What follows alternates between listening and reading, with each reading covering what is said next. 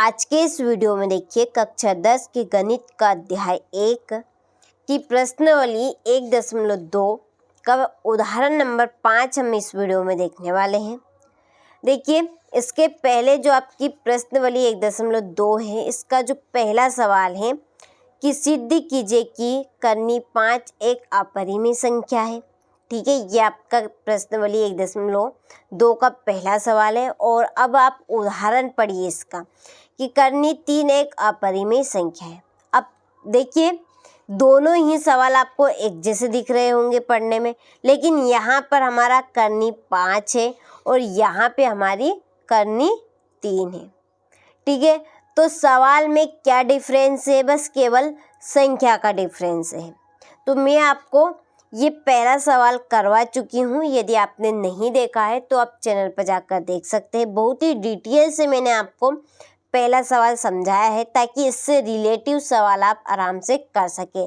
जैसे कि ये आपका उदाहरण नंबर 5 है कि कर्णी 3 एक अपरिमेय संख्या है। इसके अलावा और भी आपकी संख्या आ सकती है, जैसे कि कर्णी 2। ठीक है, ये वाला सवाल ये ठीक है, ये भी पूछा जा सकता है। ऐसा नहीं कि इसमें जो दिया है वो ही पूछा जाएगा, इससे अलग भी पूछ सकते हैं। तो कर्णी 2 का भी आपका आ सकता है और एक कर्णी 7 का भी। तो देखिए आपको सवाल में कुछ नहीं करना है, बस आपको संख्याएं बदलनी है। क्या करनी है? संख्याएं बदलनी है। यदि कर्णी 3 पूछा है तो कर्णी 3 लिखना है, कर्णी 2 पूछा जाए तो कर्णी 2 लिखना है, कर्णी 7 पूछा जाए तो कर्णी 7 के ऊपर से आपको सवाल हल करना है। ठीक है, तो चलिए इस क्लास में हम उदाहरण नंबर 5 देखने वाले हैं, जो आपकी एक्सरसाइज 1.2 है इसका। चलिए तो अब बिना किसी डाउट के शुरू करते हैं।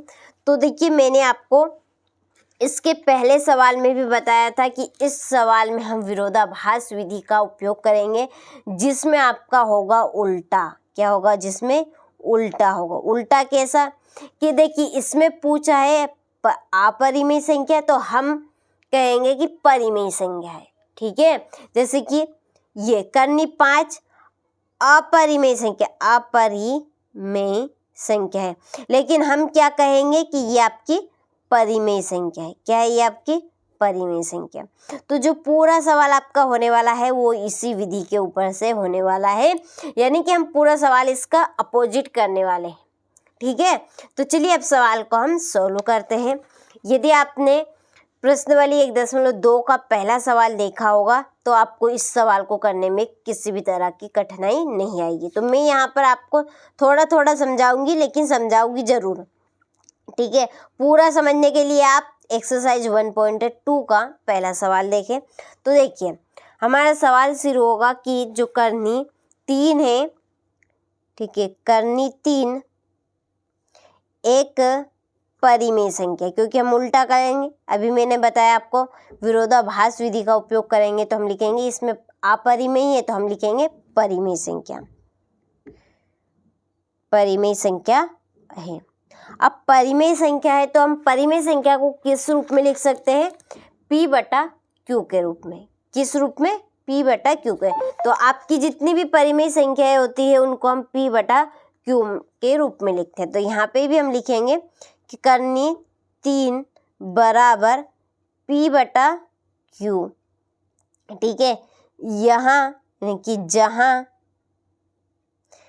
P/Q इक्वल टू क्या है? सह अभाज्य संख्या। सह अभाज्य है।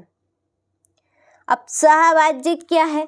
तो सहअभाज्य आपकी है, देखिए यहाँ पर ये मैंने पहला स्ट्रक्चर बना लिया था ताकि समझाने में आपको किसी तरह की कठिनाई ना आए। ठीक है, तो देखिए यहाँ पर मैंने लिखी जो परिमेय संख्या है उसको P/Q के रूप में। ठीक है, तो जो P/Q है वो आपकी क्या है? सहअभाज्य संख्या है। तो अब सहअभाज्य संख्या क्या होगी? जो P है वो 1 से विभाजित होगा या खुद से P से विभाजित होगा, तो हम कहेंगे कि वो आपकी परिमेय है। ठीक है,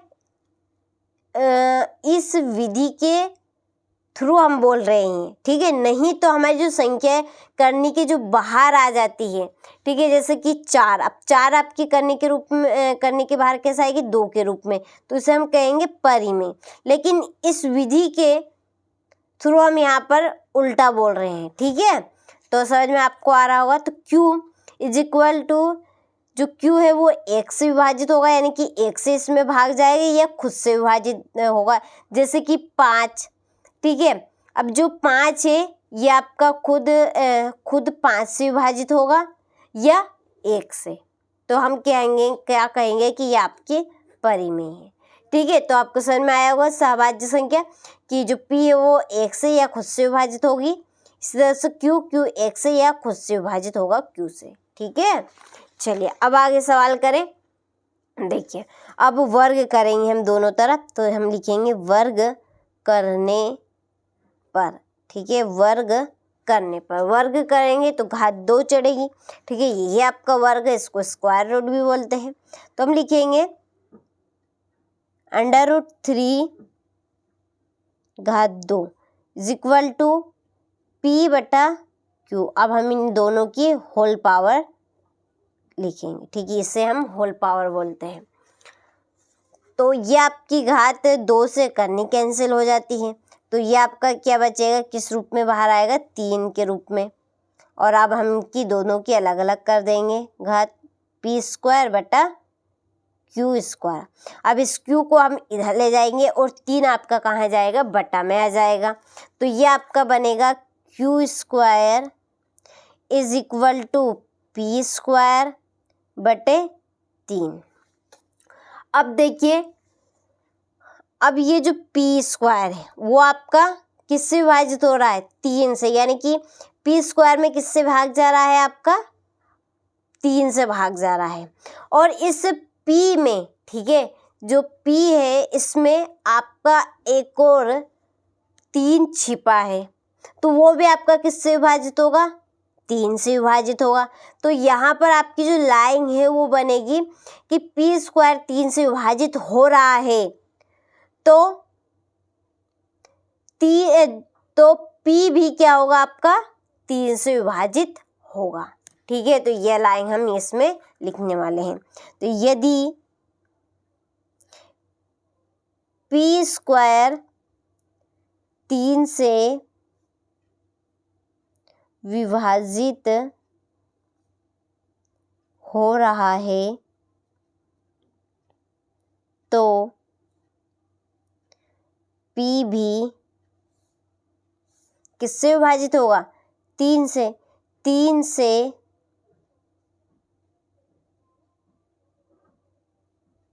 विभाजित होगा, ठीक है। इसे हम, ये आपका समीकरण नंबर 1, यहाँ पे नाम देना मैं भूल गई, इसको हम देंगे स्थिति नंबर